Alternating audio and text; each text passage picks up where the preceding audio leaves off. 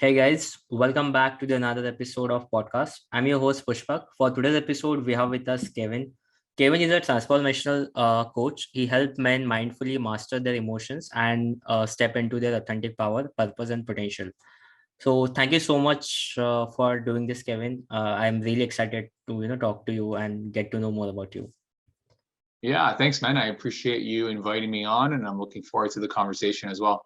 Awesome. So, let us begin with your introduction, and what exactly you do, basically. Yeah, I'm a transformational coach that's specializing in supporting men, as you Mhm. said in the beginning, Yeah, yeah. supporting men with their emotions, with their mind, with healing their past, and just really stepping into their authentic self, right? Their authentic power, their potential. Mm-hmm. Um, at the end of the day, it's really teaching men how to love, honor, and respect themselves fully. Mm-hmm. And in that, they create a ripple effect in their life because they have removed the blocks from them being themselves authentically and showing Mm-hmm. up in their life where um, where they're open and not just living from a place from the ego or from their mind, but they're also connected with their hearts. Right, right. Makes sense. So what made you, start all this? Like, how did you got into this men's work and men's coaching? What was the story behind it? Yeah, well, I've been wanting to be a coach for a few years now. It's just been Mm-hmm. something a passion of mine, but that passion overall of personal growth and development and transformation started back in 2013 for me. Mm-hmm. Um, I had a period in my life where I was dealing with like severe anxiety and depression Mm-hmm. that came up because my dad got really sick and I thought he was going to pass away. And so Mm-hmm. that brought up obviously a lot of anxiety. The depression came from the way that I was living because of the anxiety, and also a lot of stuff from my childhood that I'd never really consciously um, looked at, Right. paid attention to. Mm-hmm. And because of what was happening with him, I was sort of forced to look at that. That's what was coming up as well. And so it was like an emotional and mental storm. And Mm-hmm. so I went through like 6 months of really bad anxiety and the depression that followed. And then I knew I had to do something different. And so the different was learning to integrate mindfulness into my life, mindfulness meditation, mindfulness practice. But what also happened was the person who supported me with that also helped me take that deep dive within myself to figure out, why am I anxious? What's the root of that? Mm-hmm. What happened in my childhood, and looking at that. And so that opened the doors for me to really shift and change. And I was so passionate because within a month I was feeling better Mm-hmm. from my anxiety. And I'm like, wow, if I can do this, anybody can. So I just thought I'm going to start sharing this. And so I started sharing my journey online. And I just Mm-hmm. had this passion for, like I said, personal growth, transformation, Right, right. spirituality. Um, and it just kept on going for years, right? It's been going for years, and to the point where this is what I've wanted to do for my life, is just be in Mm-hmm. this world of transformation. And so, yeah, at the end of 2020, I just made the decision to jump into coaching full time. And I thought, with my experience, what I've gone through, me being a man, Mm-hmm. I'm like, I think, let me focus in on supporting other men with this as well. Yeah. So you got coaching from, like, you also been to coaching as well. Like, that's how you got transformation. Someone. Yes, I was. Yeah, I had somebody was helping me out, sort Mm-hmm. of like a mentor. Mm-hmm. Um, but since then, I've done coaching with several different coaches. Right. Um, so I've been in the process as well. Plus, done it on my own, right? Plus, Right. taking steps on my own. Mm-hmm. Yeah. So, you have been doing this for a while. It's been, I think, 2, 3 years almost. What do you think, like, one of the, common problem which most men go through? And like, you must be talking to a lot of men, right? So what is that one common problem that, most men go through, and why do you think they're going through this kind of problems? I think the top one for sure is a disconnect from their emotions, Okay. right? An inability to understand their emotions, process their emotions in healthy ways. And so that leads into different ways, right? Then you have the one man who becomes sort of the tough guy, the bad boy, who has to, put on that facade of the tough guy, and he's very, outlandish with his words, and he can just easily express his anger, all that sort of stuff, to be that tough guy. But yet there's all these other emotions that are underneath there that are causing this behavior. And then you have the other side of the coin is sort of like the nice guy, which Yeah. he is a little bit more in touch with his emotions, but he gives away his power because he doesn't feel like he is enough. But at the end of the day, it's all touching back to emotions and an inability to really, again, connect with the emotions, understand what they are, and be able to talk about it, be able to process it, understand it. And this comes back to just the way that we've been raised for the most part. I'm not saying all men, it's not generalizing, but for the most part, we've been raised in a culture and a society where men, emotions or certain emotions, or the majority of emotions, are not manly. So you don't show weakness, you don't cry, men don't, boys don't cry. You have to be tough and stoic, and so we've sort of cut ourselves off from our emotions to be this man that we're supposed to be. Well, I'm a man, I can see myself, I'm a man. So for me to be a man, I can't be in touch with my emotions. The only emotion that we're sort of okay with is anger. And it's sort of like accepted as men, not as not in general, but not like everyone, like women in general, but like as men, we're like, no, it's okay to be angry. Like that's a part of being a man, right? The false belief of what it means to be a masculine man is it's okay to be angry. So that's okay, but then everything else we got cut off, right?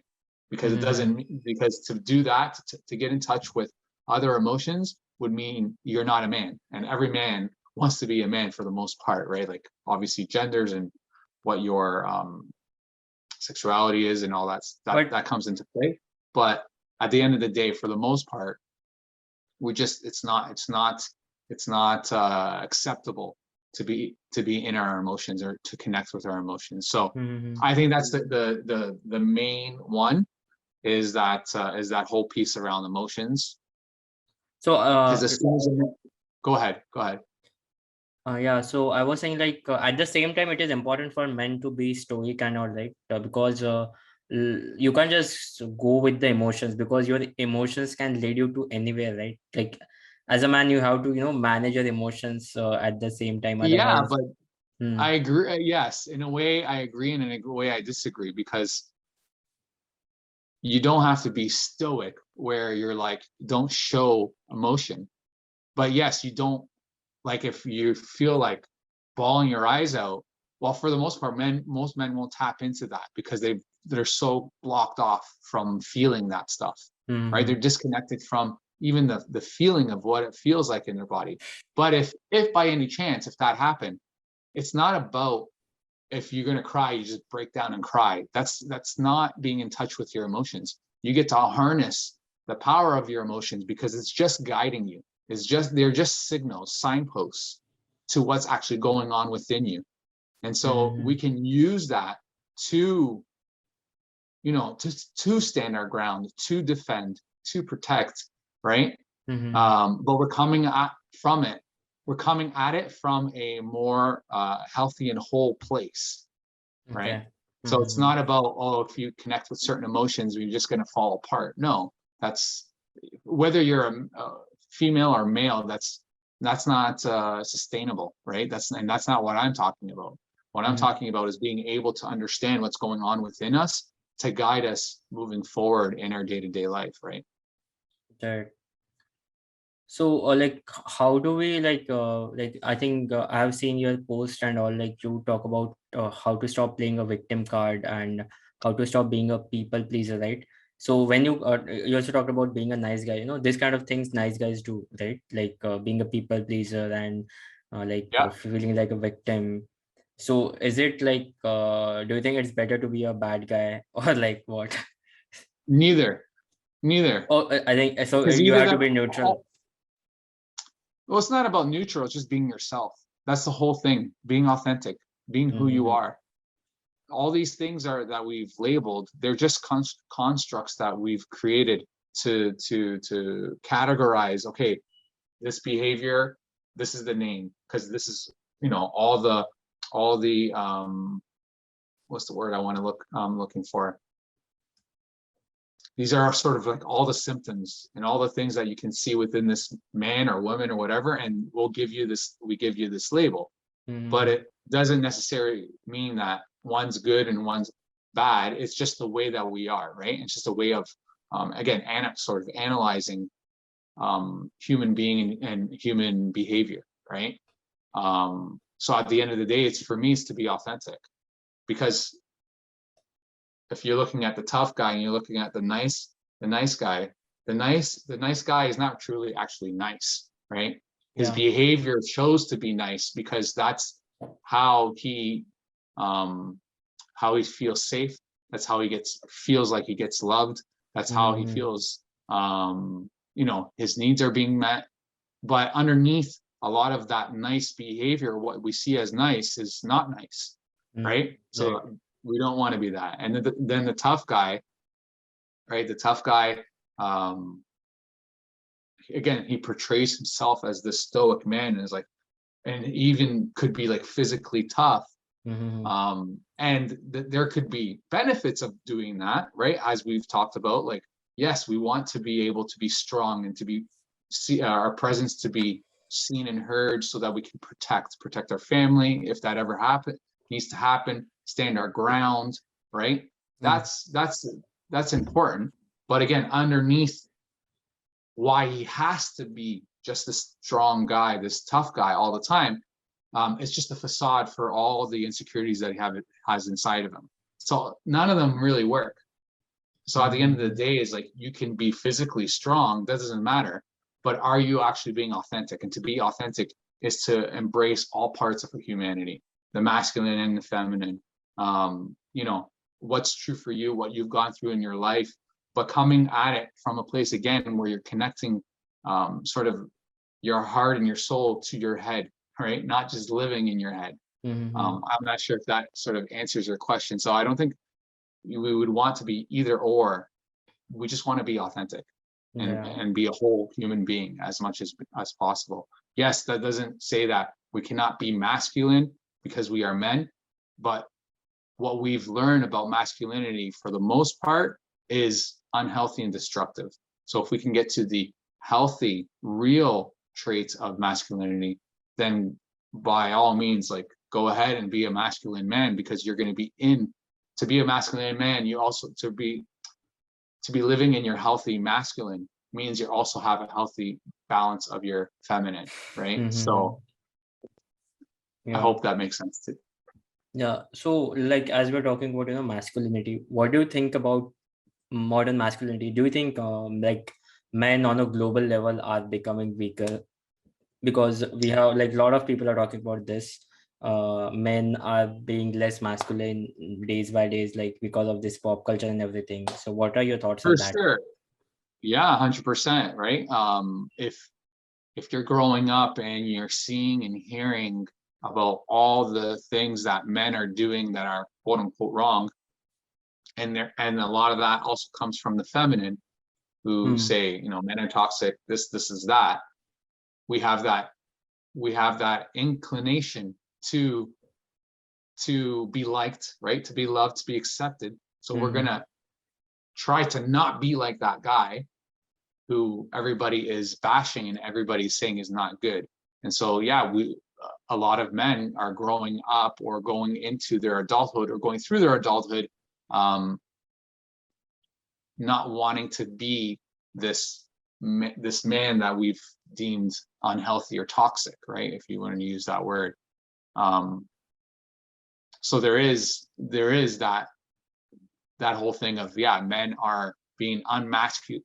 What's the proper unmasculated, or not They're sure what the not proper. enough masculine, like masculinity is like a decreasing kind of. Yeah, so again, it comes back to what I said a few minutes ago. It's being able to be whole, right? To be able to have a healthy balance, but within the healthy traits, and just being authentic, being yourself, right? I think that's important. But yeah, for sure, there's tons. There is that trend that, you know, men are becoming quote unquote weak. But then again, the men that were strong, are they truly strong? Right? That's another paradigm, or a different way of looking at it, is like, are they truly strong? They show the strength, but underneath they could be broken, emotionally broken. So I think it's just, I'm coming full circle back to everything I've been saying, is just, we have to step into this in a more healthier and holistic view of whatever it means to be a man, or what it means to be a woman, right? So how do you do While that? How we can are men be more holistic? You know, like how do a man become like this, like more holistic, more neutral, kind of like having balance of masculinity and femininity? Yeah. Yeah, for sure. And so one is, they have to open themselves up to their emotions, right? Doesn't matter if you're the nice guy or the tough guy, you have to open yourself up to your emotions, and being able to um, feel it in your body, understand it, process it in healthy ways, not in destructive and not unhealthy ways. Right? So we have to be in touch with our emotions. That being said, we also have to be able to be in touch with other men, in the sense of like, form brotherhood, to be around men doing what we deem to be manly things, right? Fishing, hunting, exploring, adventures, playing sports, right? To be together and support each other in that way, but also in that brotherhood, being able to hold that other space for that other man, in being vulnerable, in sharing what's going on in their life. So yeah, emotions is a big thing. Tapping into your emotions. Being in a brotherhood is another thing that's very important. I think a connection with spirit, whatever that is for you, whether it's whatever that thing would be for you, whether it's God, universe, Jesus, Buddha, Allah, whatever you call it, whatever you want to call it or deem it. A connection with a higher power, I think is very important as well. Again, whatever resonates with you, I think that is also important.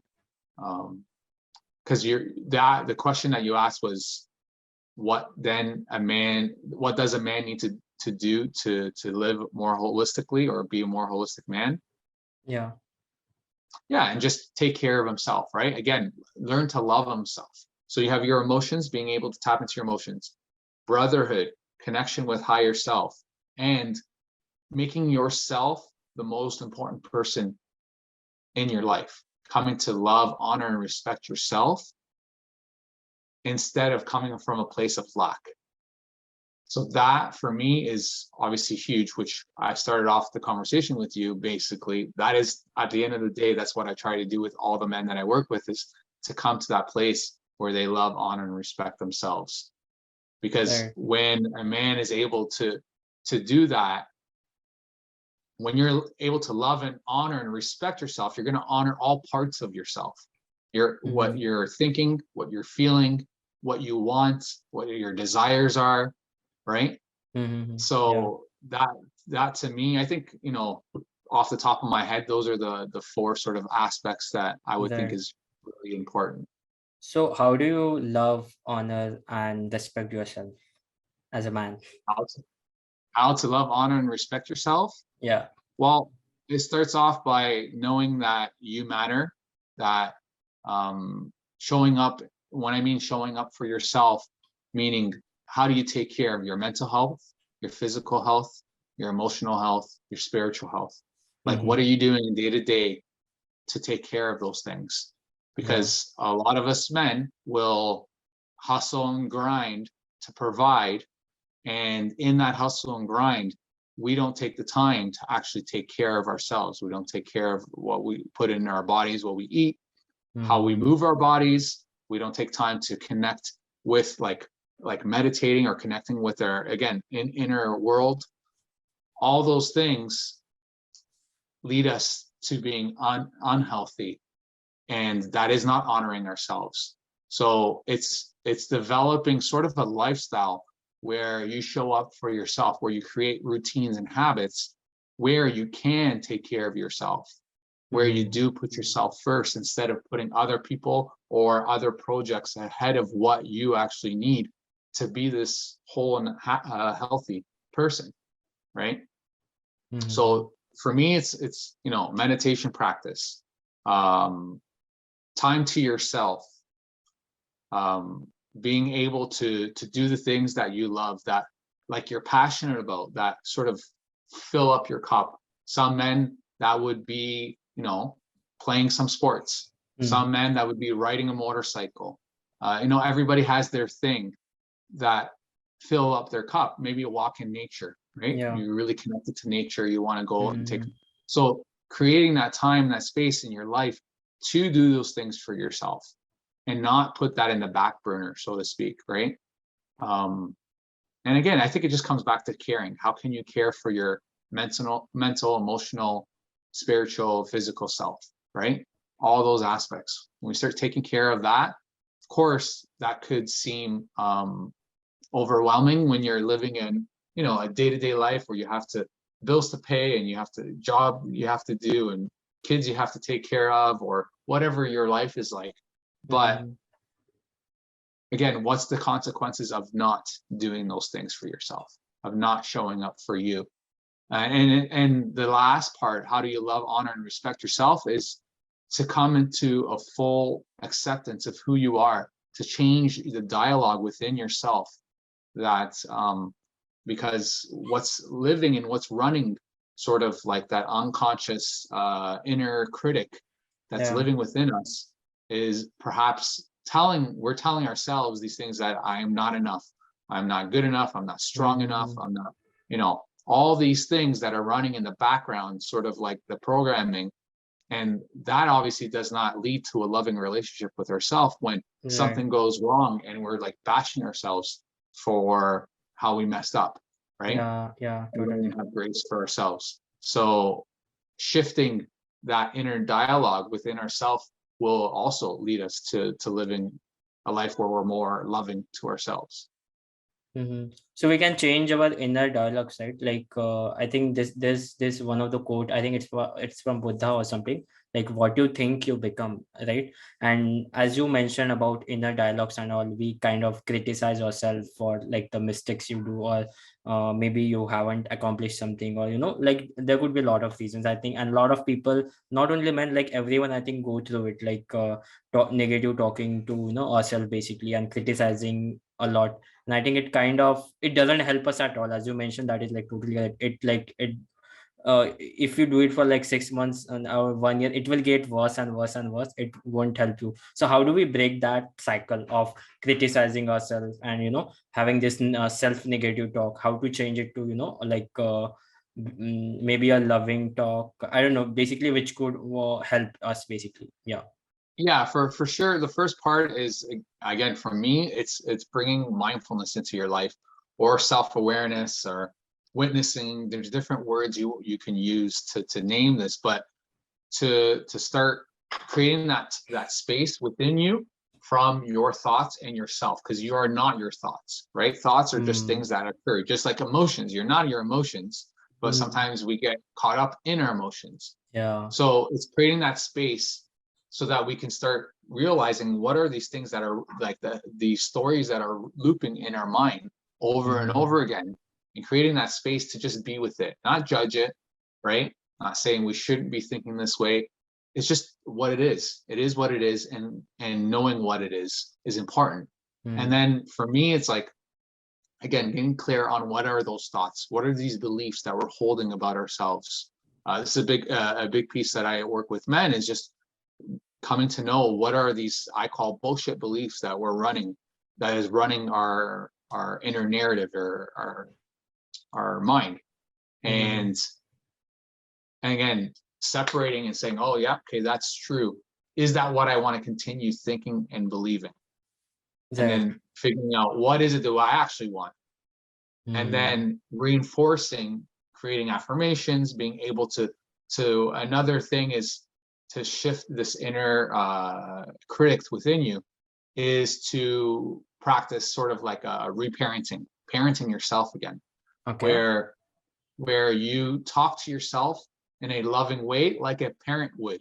If a loving parent, a parent that would be present and loving with their child, what would that parent say at that time when the child is saying, I'm no good, I can't do this, right?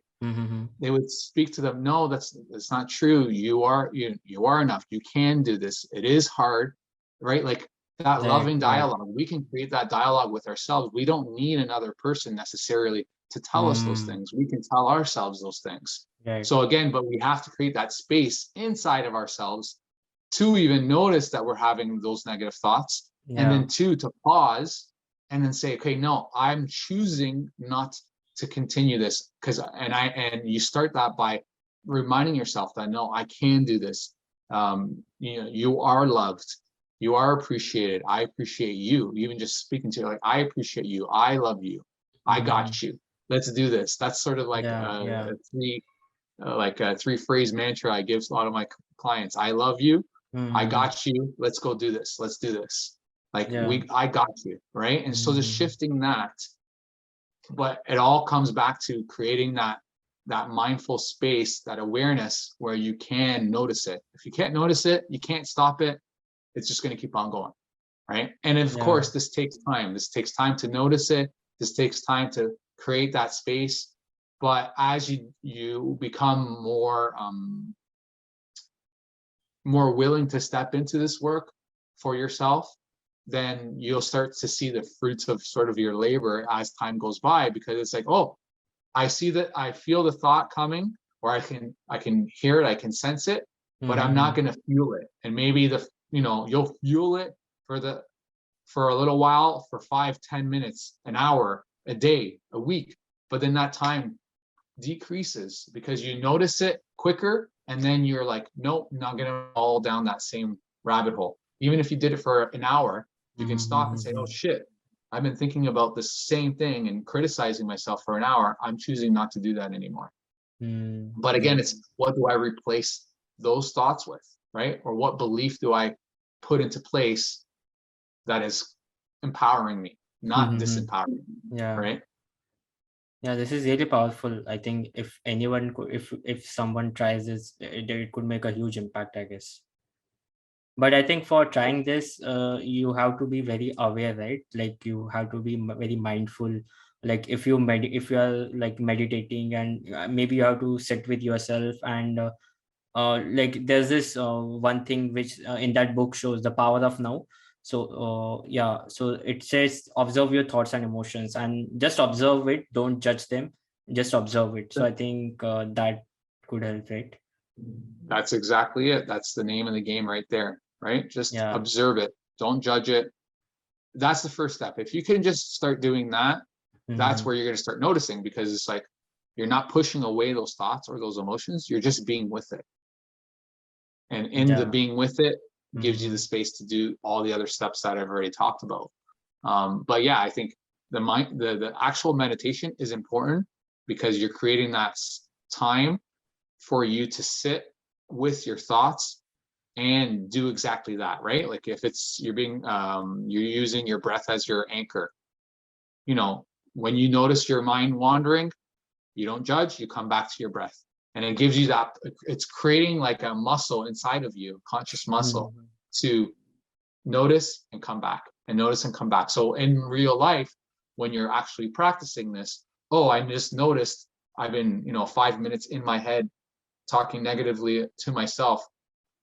I get to pause, not judge it, and say, okay, I get to choose something different, right? So yeah, I think mindfulness is a huge piece. It is for me, at least. Right. So like if we start meditation, like continuously meditating, then we get more control of our thoughts, right? Like suppose if I sit around, like if I'm talking negative with myself, right? And then I'm just observing my thoughts, but I don't have anything, as you said, right? Like you have to, like suppose if I'm criticizing myself, then I have to change that thought with something else. Like I have to fill those thoughts with some good thoughts, basically, right? So that power that could come through meditation, right? If I'm not wrong. Yeah. Another piece that's coming through from what you're saying is also honor what those thoughts are telling you, even though they're negative, right? Because we don't want to be this, well, what's now termed as like this toxic positivity, Hmm. where you just think positive, think positive, think positive. Yeah. When no, the reason why you have those negative emotions or those thoughts is because it's trying to tell you something. Are you listening?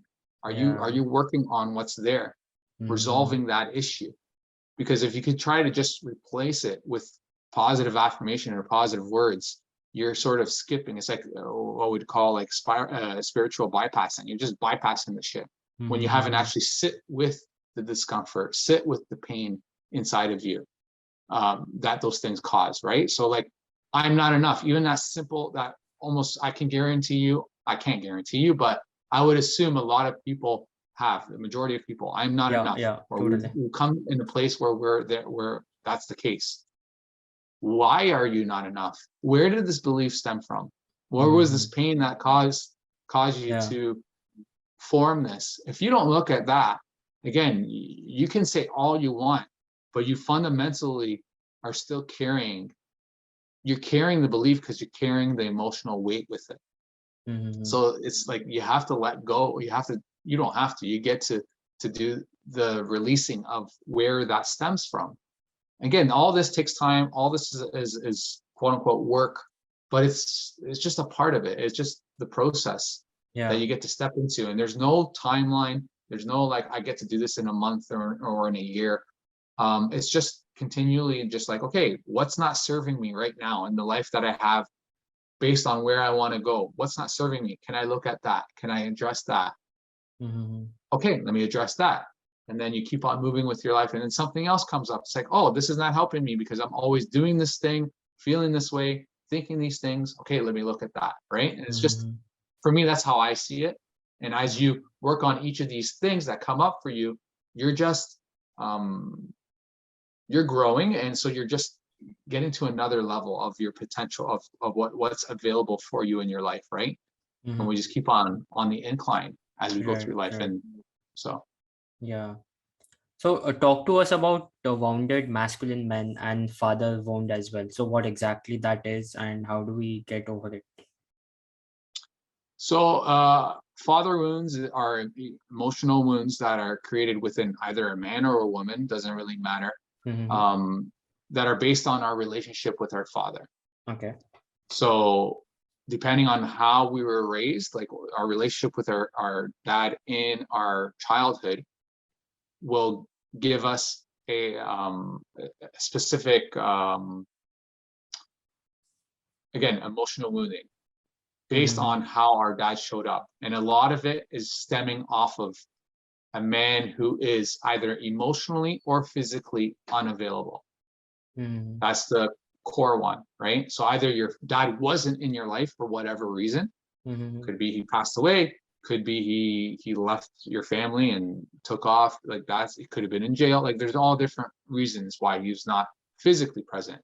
And not having a man, a father in your life as a child, that causes a lot of tons of different issues, right? Hmm. But then you have emotionally absent. So they can be present, physically present.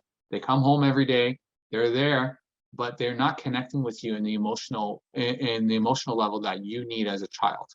And because of that, again, the child is, or again, I didn't say it the first time. The child is, well, first off, actually, if I rewind and pause, all of us as children are dependent on our parents, Yeah. right? we are dependent. If we don't have a parent to take care of us, we're gonna die, sort of, so to speak, right? Right. So, but we also, there's emotional needs there as well, physical and emotional needs that we need to develop. Mm-hmm.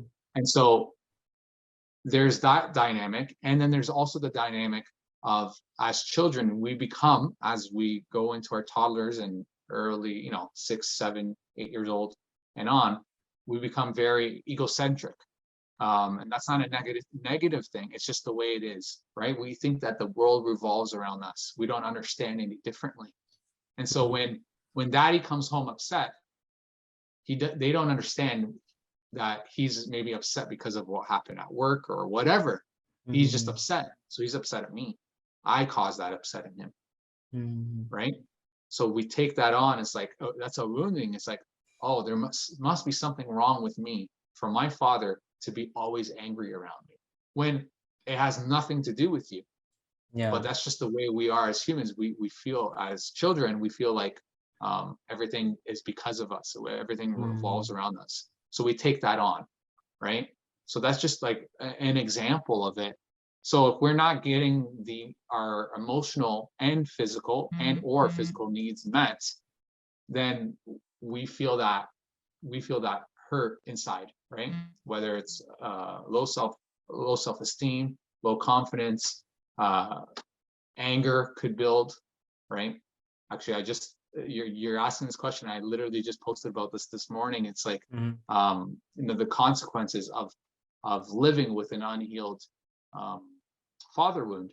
One of them is anger and anger and rage.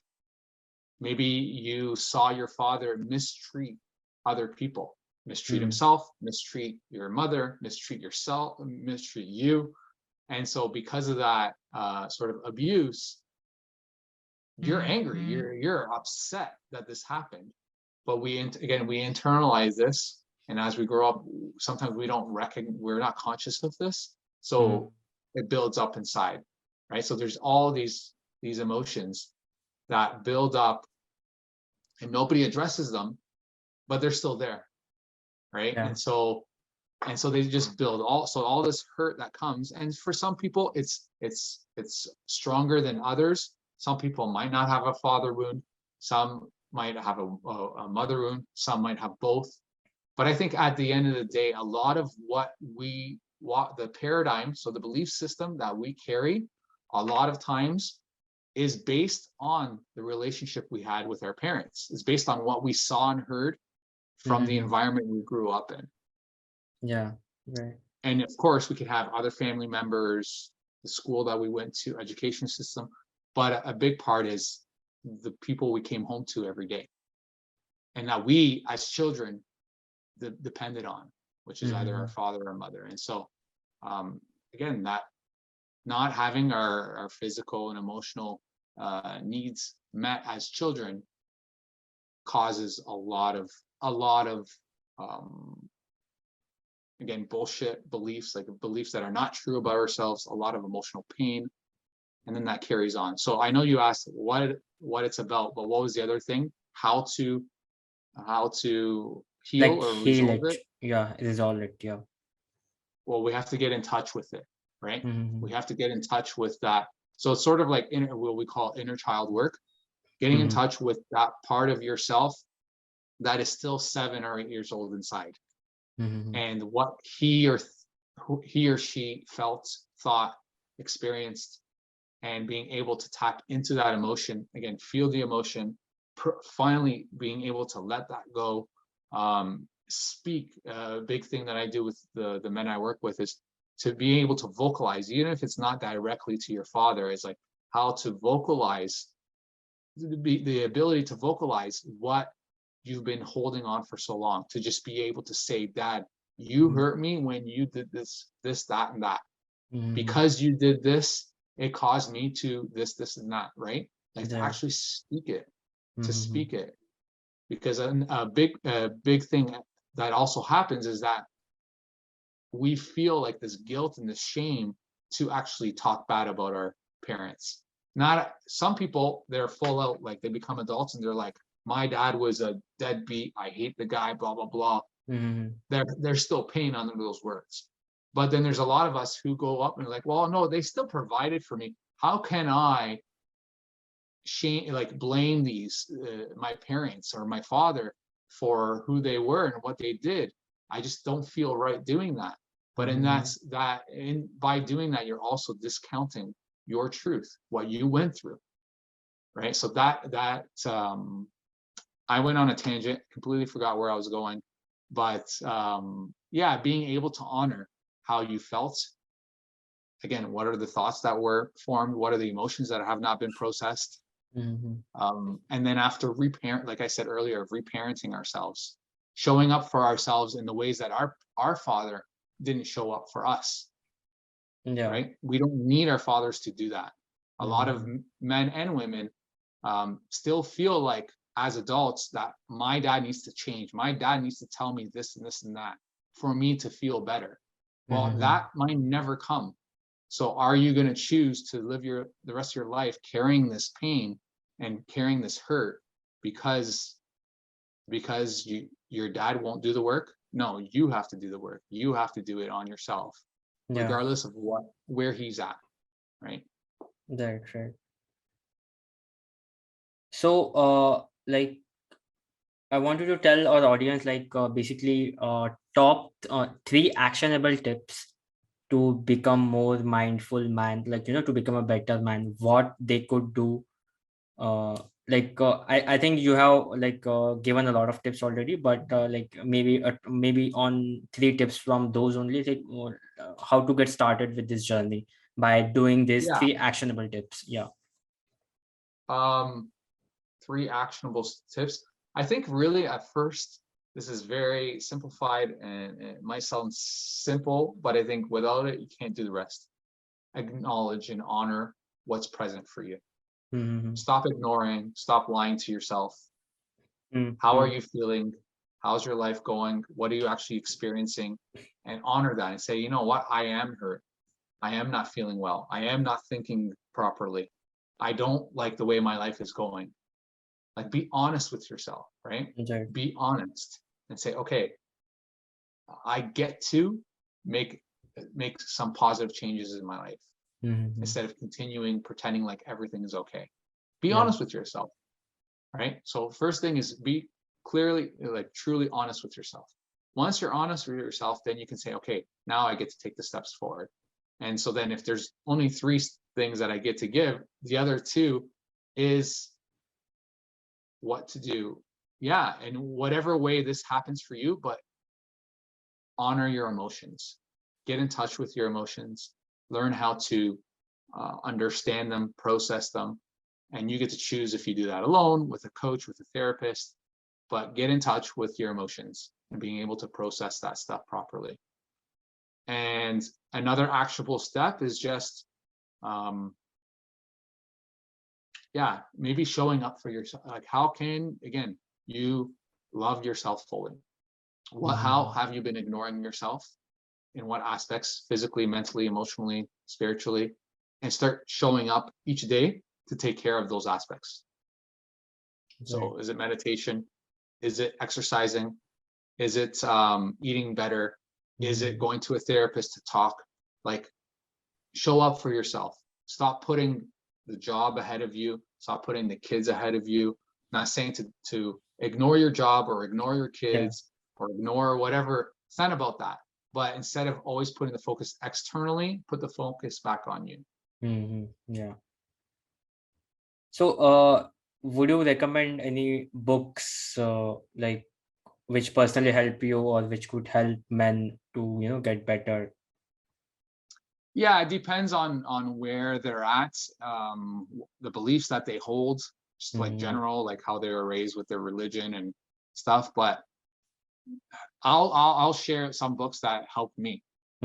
So you already mentioned The Power of Now by Eckhart Tolle. Right. Game changer. Then his other book, A New Earth. That one's another game changer for me. Yeah. And because that one there, so The Power of Now obviously teaches you about the power of the present moment and how to become present to what's going on within you, what's going on in this moment in the life that you live right at the second. So that's the power of that book.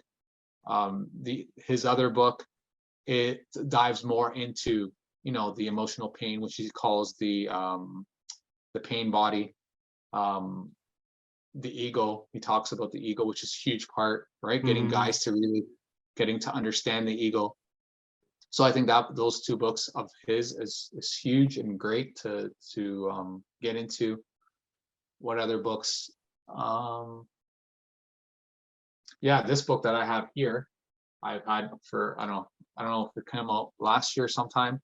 How to Do the Work by Nicola Pera. So she goes by the holistic psychologist, and it's just like step-by-step actionable things you can do, and it dives into everything: inner child, it dives into the ego. So just it's an understanding. Like if you're coming from not understanding anything about yourself and your inner world, you reading a book like that will help you understand all these different aspects of things that I've been already talking about today. Got it. There's been so many books. Honestly, it's hard to really pinpoint. Obviously the Eckhart Tolle ones are the ones for me, but there's been so many books. But it's just going with opening your mind to learning new things. Right? Because certain people will resonate with certain people. Like certain people will read Eckhart Tolle and they're like, I don't understand, and I don't want to understand this guy. And other people will be like, I totally get it. Right? So just start searching and start reading certain things, listening to audiobooks. And when you start to resonate with that, maybe that author, that teacher, go dive into more of their work, right? You want to be able to connect with the way that they present information or words, and you know what I mean? So I think that's another important piece about finding books, because there's so many books. And another part, another piece is that regardless of the book that you read, if there's actionable steps inside of it, if you're learning something, you can read all the books you want, and it's not going to make a difference. The difference is you actually taking the steps to implement these things, reflecting. Instead of reading a whole chapter or a bunch of chapters, read one chapter in one sitting and then reflect on what you just read. Right? To actually integrate that and understand it. And how is it showing that? How does perhaps that thing show up in your life? Right? Because otherwise you can read all the books you want. It's not gonna make a difference. And you can read one book and that book will change your life.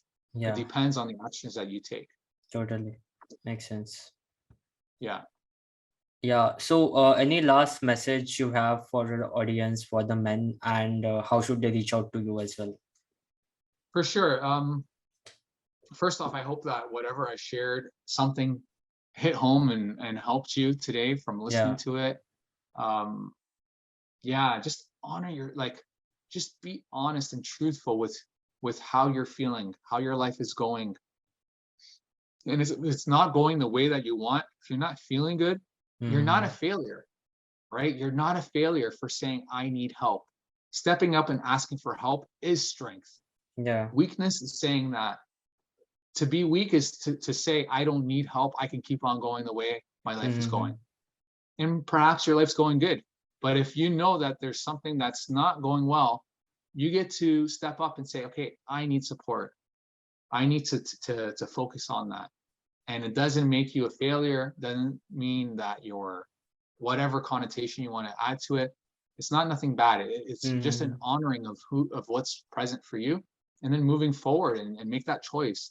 Hey, this is what I'm going to focus in on, this aspect of myself or my life, and I'm going to work on this. And then just take that step, and that step will reveal the next step or the next thing that you want to or get to work on.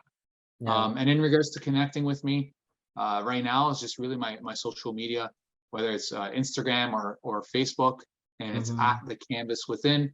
I also have another page that is sort of inactive right now on Instagram called The Man Within, which is focused on my men's work. So yeah, The Canvas Within, or just type in Kevin Benavides on Instagram, you'll find me. And if you want to reach out, just send me a DM. I'll be there to have a conversation with you. Awesome. Amazing. Thank you so much, Kevin, for doing this. It was really amazing talking to you, and we got a lot of step-by-step insights and action tips as well to start working.